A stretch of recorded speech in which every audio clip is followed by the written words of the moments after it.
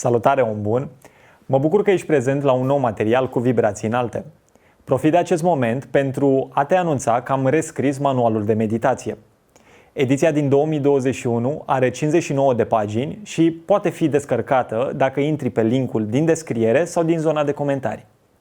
Lasă-mi, te rog, adresa de e-mail și îți trimit o copie personal cât se poate de repede. Îți mulțumesc!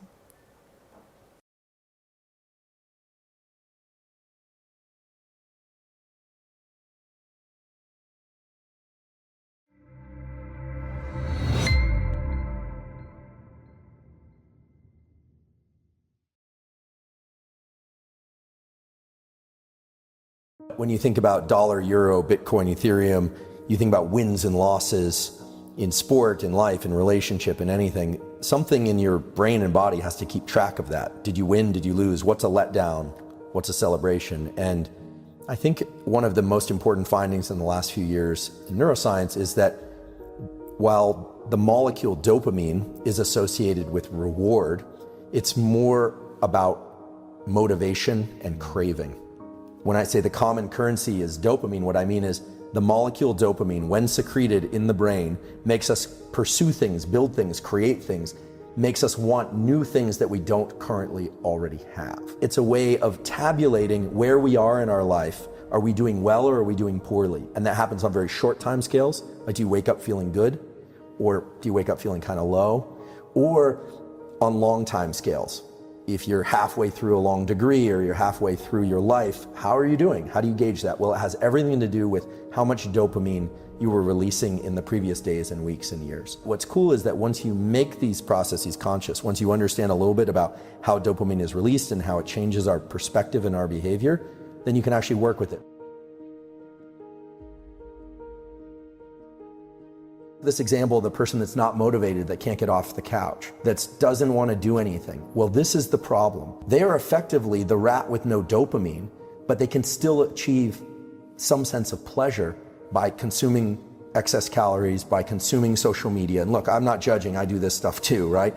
Scrolling social media. If you've ever scrolled social media and you're like, I don't even know why I'm doing this. It doesn't really feel that good.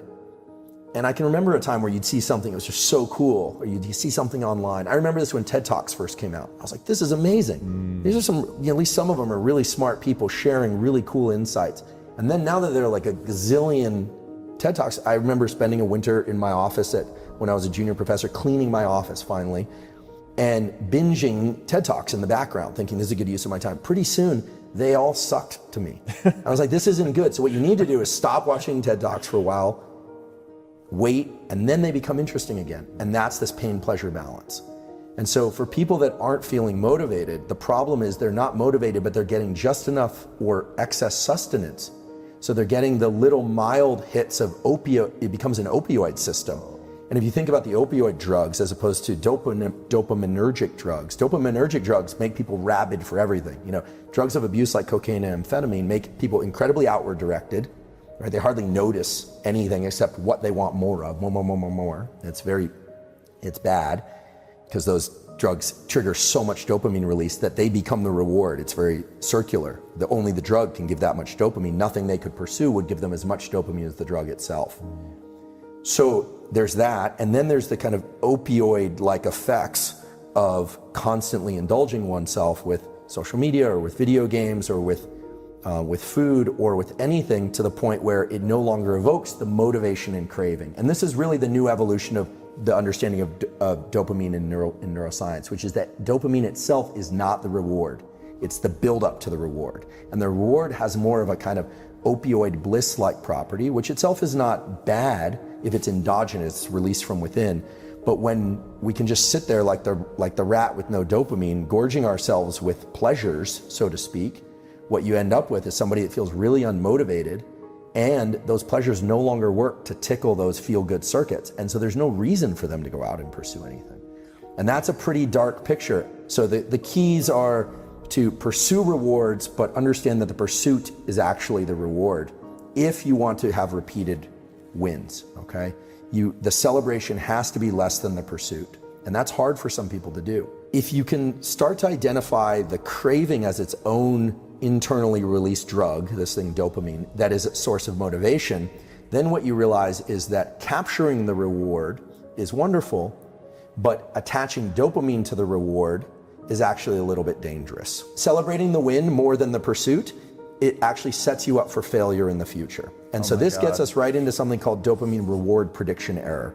And reward prediction error is basically if you expect something to be really great and then it's not quite that great, your dopamine baseline lowers. And now understanding what we know about dopamine, that means that not only did you feel as if you lost because it wasn't as much a celebration as you thought it would be, but it also means that you're starting from a lower place, meaning you are less motivated. Anytime you have a bunch of dopamine and you're in pursuit, after you achieve a win, now this could be a business win, a relationship, a win of any kind, but inevitably there's going to be a tipping back of the scale on the pain side. And that pain side is always going to go a little bit higher than the dopamine side. So this is what you would feel if you pursued a goal like building a big company. Here it comes, the big sale. And then there's the, well, what now? The kind of letdown. Now, if you simply wait and stop pursuing dopamine for a short while, the scale starts to reset. The problem is a lot of people immediately roll right into the next pursuit. And then what happens is that scale starts to get stuck on the pain side. Little bit more, a little bit more, a little bit more. And pretty soon, no amount of seeking will allow you to experience that craving and motivation.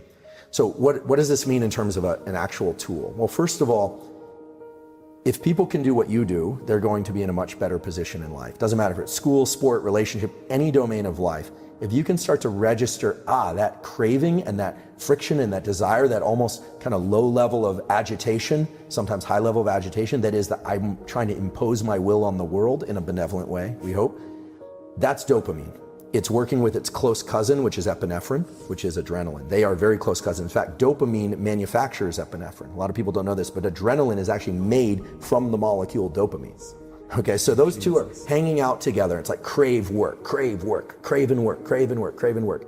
And then you get the win.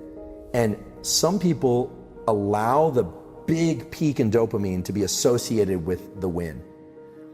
And smart people learn to adjust their celebration internally, right? This is all internal. You could throw the biggest party in the world, but as long as you're kind of laid back and looking at this, not letting yourself get manic crazy, you won't necessarily crash as hard, and pretty soon your system will reset. So that you take the day, you clean up the dishes, you relax, you go, what now? I'm feeling a little low. Well, rather than going out and spiking your dopamine again, just wait. Understand that the scale will reset again. Give yourself a few days where you're gonna feel a little kind of underwhelmed. Things aren't gonna be as interesting. It's gonna be hard to trigger that big release because you just had the peak. Well, if you adjust that, you relax, you understand there's always a little bit of a postpartum depression. We sometimes hear about postpartum depression. That's a clinical thing, but there's always that kind of, today's not as exciting as the previous days. What am I gonna do with my life? But then if you let it start ratcheting up again, then what you realize is your capacity to tap into dopamine as a motivator, not just seeking dopamine rewards, that is infinite. And I can say with great certainty that this is how you were able to build a big company and sell it, how you've been able to build a successful podcast and sell it, how you're constantly seeking, because seeking is the reward. And I think for most people, we think of the reward as the finish line. And so the key is to get to the finish line, step into the end zone, but no end zone dance. It's just like, yep, and now I'm gonna go do it again. That's really the key. That's the key to doing it over and over. And when I see big athletes or academics or anyone or musicians and they rise and crash, it's clear they've lost the touch with the motivation evoked dopamine.